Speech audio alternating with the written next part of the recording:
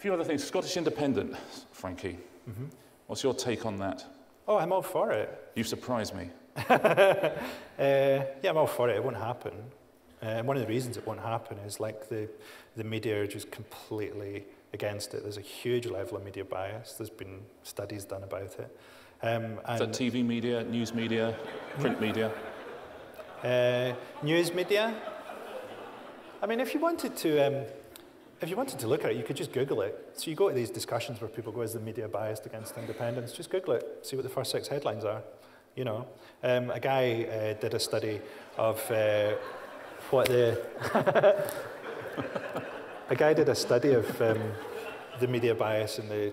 I mean, it's undoubted. At the point where in one of the polls it was like 45. They basically needed there was a 5% swing needed to yes for independence. I checked what the odds were at the bookies, and the odds were 3-1. And that was like with 2 months to go, because they know that the media will just open the floodgates on it, and that it will get completely torpedoed.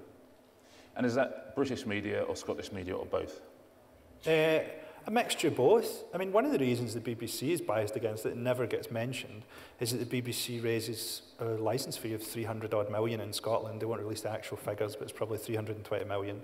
And they spend, they say, 160 million, 60 million of which is very probably finessed.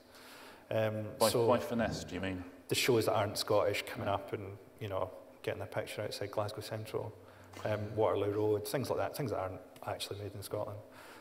So it's probably a £200 million a year subsidy to the BBC. Well, I think Lord Burt said exactly that the other day, actually. He said it would cost us an awful lot of money if Scotland leave. But you're not confident on getting a yes vote? No, I don't think there's just too many cross-currents in Scottish culture. I mean, one of the great things about being pro-independence is I get maybe half a dozen tweets a day telling me that I don't understand economics from Rangers fans. What do you think the after effects will be if there is a no vote? Do you think the argument has been so passionate and strong that it's going to be hard to get over? Well, I think half the country will have had their dreams and hopes destroyed, so it'll be pretty much business as usual for everybody.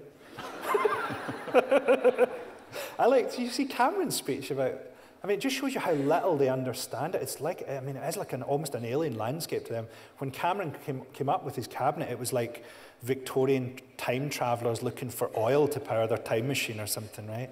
And there was this really Edwardian air about it. And he did this speech about Scotland's silent majority needs to step up. Like, I've never met a silent Scottish guy in my life. I've never met a Scottish guy who didn't want to give me his opinion as he was being thrown into the back of a police van. The only time I've seen a Scottish guy go silent is when a London barman's told him the price of a pint. Frankie, I genuinely think you're a voice that is lacking on British television at the moment. And I genuinely think when people talk about satire, they're not thinking about you, and they should be thinking about you. It's my honest opinion. Before we throw questions open to the audience, just one final question, because I've never asked you about it, and I find it quite interesting. For a long time, you wrote a column for The Sun, for Rupert Murdoch, and I know you will have a justification for it. I just don't know what that justification is, so I wonder what it was. Well, I think we probably look at media in very different ways. So I see... You and I? Yeah, like most people in Britain look at it as there are good media and bad media. So there's Murdoch, who's obviously a cunt and a fucking tumour. But there's also things like, you know, The Guardian or The Observer, which are good things to write. I mean, The Observer was key in the ground invasion of Iraq. They were key. There's a good study that do you think deliberately so? Media Lens. Well, you should read the book because it's very interesting. Which book? Deliberately so? I mean, in terms of they're just very wrong-headed, yes. The BBC are currently propagandising against an enormous refugee camp that's been bombed in Gaza. There aren't really good and bad media to go and work for, so I choose the bad media that I go to work for. And The Sun, which I don't have a lot of ideological stuff in common with, the simple reason is it was easier to get jokes on. It was easier to get jokes on than in the BBC. And I could talk about things like Afghanistan, I could talk about things like austerity really easily. I mean, it's quite interesting how you have to do it, because they've obviously got some ideological filter in The Sun, and you write stuff, but you try and hide it in the middle of columns about other stuff. So say like if Prince Harry came back and he was really proud of himself for killing a bunch of shepherds in a helicopter or whatever it was, right? You could make jokes about that, but what I would do is I'd hide them in the middle of a column about Kate Middleton or something. And also, one of the things they wanted to do was always print a picture of an attractive woman on the page.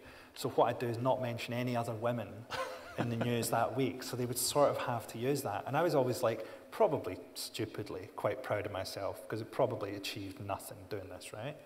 But then they started to take out all the jokes that meant anything, just for a few weeks. And I was like, what's going on here? You know, so I got my agent to phone him up, and I said, I'm going to resign because you're just taking out all the stuff that's relevant. And they said, Murdoch's over. So Murdoch's over for Levinson. And he goes through and does his own line edit of the newspaper. And I thought, well, that's probably bullshit, isn't it? But he was staying at the same hotel as me. And I said to the staff there, do you ever see Murdoch? And they said, yeah, we see him in the morning. And he's got like markers out going through the Sun and the Mirror and all the different papers. And I thought, well, maybe it is true. So I don't know if it's true or not, but it might be true. It's quite cool if it is. But it's quite telling for me that if I'm trying to get jokes on the BBC, Murdoch's already been there. You know, they already start from the point where the Sun with Murdoch, who's over on holiday, take off. You know, that's where they're starting. In fact, their starting point is further, because I wouldn't even be on now. So you think genuinely you're censored more by the BBC than by Rupert Murdoch and the Sun? I was definitely censored much more, yeah.